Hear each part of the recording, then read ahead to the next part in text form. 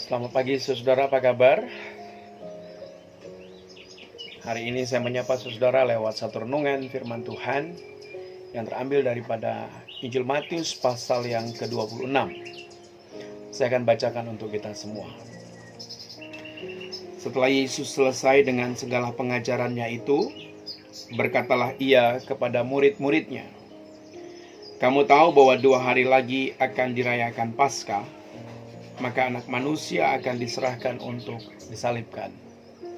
Saya akan bacakan khusus ayatnya yang kedua. Kamu tahu bahwa 2 hari lagi akan dirayakan Paskah, maka Anak Manusia akan diserahkan untuk disalibkan. Mari kita berdoa. Damai sejahtera Allah yang melampaui segala akal, itulah yang menyertai hati dan pikiran kami. Di dalam Kristus Yesus kami berdoa. Amin.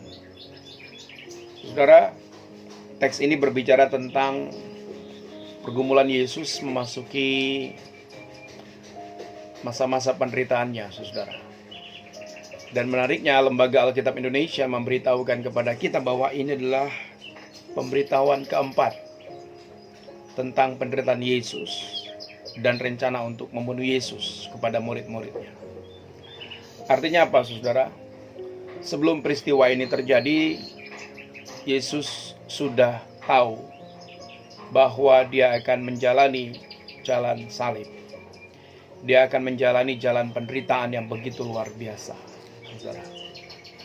Bagaimana rasanya kalau saudara diberitahu bahwa besok saudara akan mengalami penderitaan?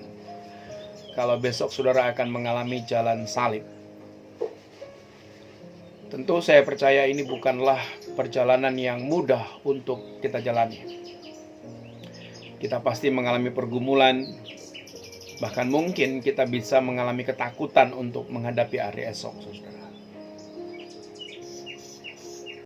Tapi apa yang dilakukan oleh Yesus Kristus berbeda sekali. Dia tetap melakukan apa yang menjadi bagiannya yang telah ditetapkan oleh Bapanya di sorga. Dia tetap memberitakan kabar baik. Dia tetap memberikan mukjizat kesembuhan bagi orang-orang yang membutuhkan. Dia tetap terus melakukan pelayanannya. Bahkan dia dengan sengaja datang ke tempat di mana dia akan dihakimi.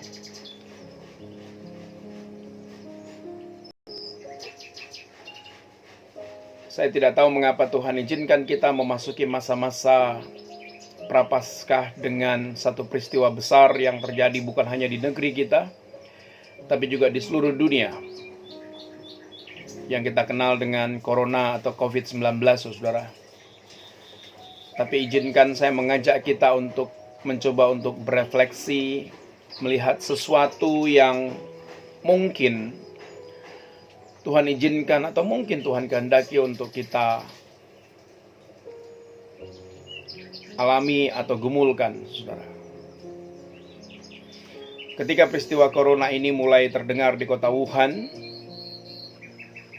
dan kita melihat ada banyak video yang beredar, ada banyak orang berjatuhan, kita merasa itu masih jauh dari kita. Dan kita tetap menjalani kesibukan seperti biasa. Tetapi ketika Corona itu mulai hadir di negeri kita, bahkan bukan hanya di negeri kita, tetapi hadir di antara sekeliling kita, kita mulai mengalami ketakutan.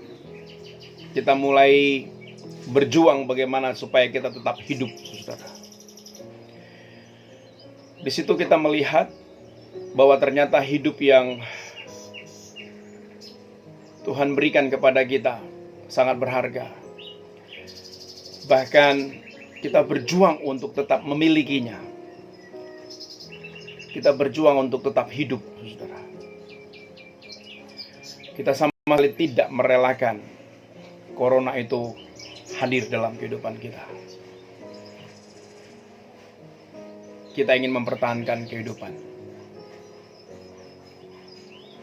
Kita berjuang apapun kita, termasuk kita berdiam di rumah,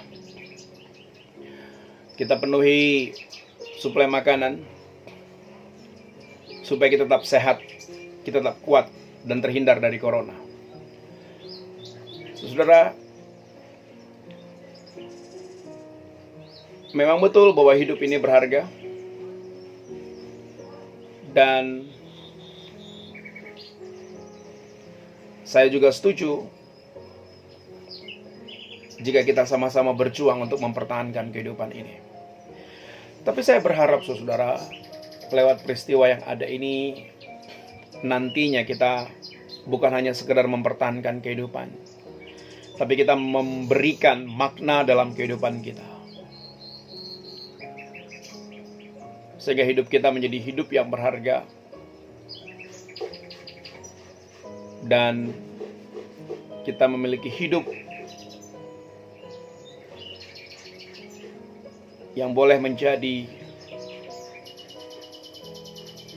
kekuatan atau penguatan bagi orang-orang lain.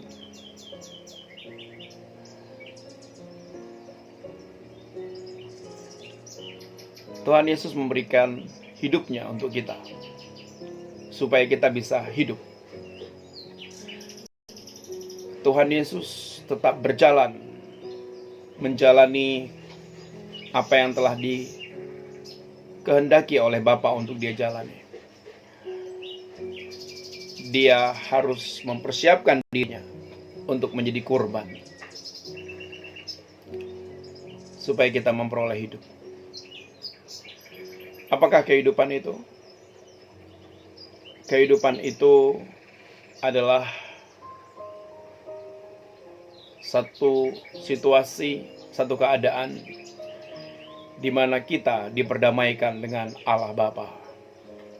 Saya pikir itulah kehidupan, saudara. Dan Yesus rela menjalani perjalanan kehidupan yang akan dia serahkan di hadapan Bapa, supaya kita memperoleh hidup. Kiranya renungan singkat ini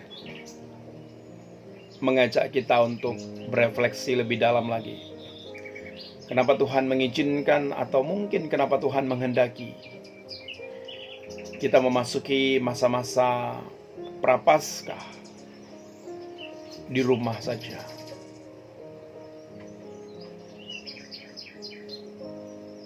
Damai Tuhan beserta saudara.